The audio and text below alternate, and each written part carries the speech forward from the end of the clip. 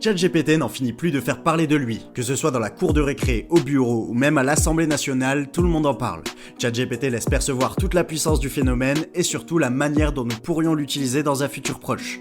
Néanmoins, derrière cette intelligence artificielle se cachent des conséquences qui, elles, sont bien réelles. En effet, ChatGPT nécessite d'énormes data centers pour fournir suffisamment de données afin d'entraîner ces puissants programmes dont l'empreinte carbone représente plus de 500 tonnes de CO2, soit 650 vols Paris-New York.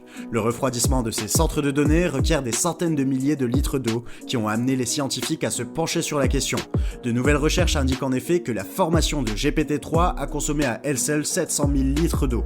Selon une étude, une conversation avec ChatGPT équivaut à jeter une grande bouteille d'eau fraîche sur le sol. C'est ce qu'on appelle l'empreinte hydrique.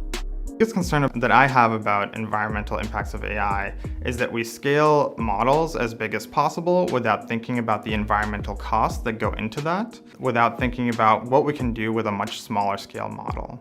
And if we're just scaling without any regard to the environmental impacts, we can get ourselves into a situation where we're doing more harm than good with the machine learning models. Actually use something much simpler on one GPU that you're otherwise trying to use thousands of GPUs for. You're wasting a lot of energy and a lot of carbon emissions for accomplishing something that can be done in a much more simple way. Compte tenu de la popularité du chatbot, les chercheurs craignent que toutes ces bouteilles renversées aient un impact inquiétant sur les réserves d'eau, en particulier dans un contexte de sécheresse historique et d'incertitude environnementale.